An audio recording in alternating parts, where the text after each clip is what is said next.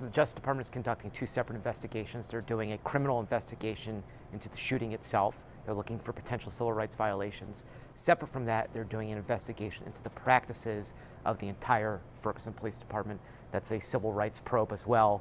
That's not going to lead to criminal charges. That's just looking at the way the police department functions in the community.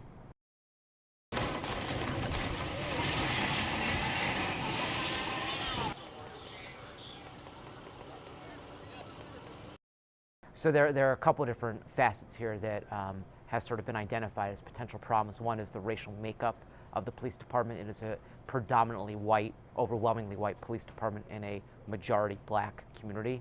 The Attorney General Eric Holder has identified that as something that's questionable. In addition, there's been a study by the Missouri Attorney General's office that showed that blacks were twice as likely to be stopped as whites in the community by police. Again, a potential problem.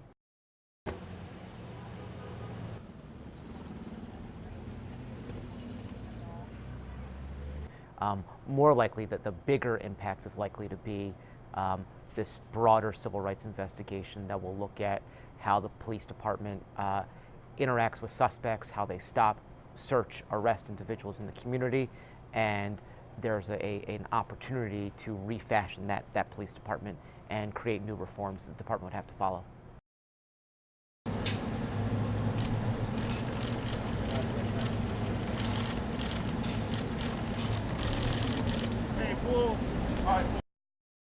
It's a huge priority. He's identified civil rights as one of his landmark legacy issues. Within that falls the overhaul of troubled police departments.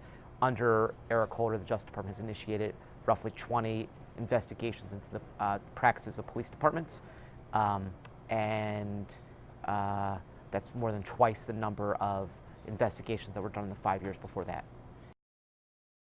5, 4, 3, 2. Certainly, in a desire to quell the outrage that occurred after the Michael Brown shooting, I think he saw an opportunity to make the Justice Department kind of front and center in that initiative. But there's nothing that can replace actually coming to the office that's handling the matter.